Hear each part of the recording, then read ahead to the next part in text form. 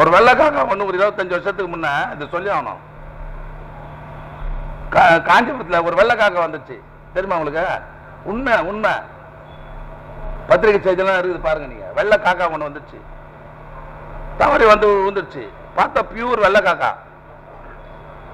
அப்ப அந்த veterinary doctor எல்லாம் என்ன பண்ண, ஒரு கூண்டில் போட்டு பார்வைக்கு வச்சிட்டாங்க காஞ்சிபுரத்தில். அதுக்கு நின்னாம்பார் வேடிக்கை பார்க்கறதுக்கு. உண்மைங்க, அப்ப சிரிக்கிறதுக்கு சொல்ல 3 கிலோமீட்டர் நின்னாங்க அந்த வெள்ளை காக்கா பார்க்கறதுக்கு. அது மாதிரி ஒரு நடிகர் ரோட்டுக்கு வந்தா என்ன பண்ணுவான்?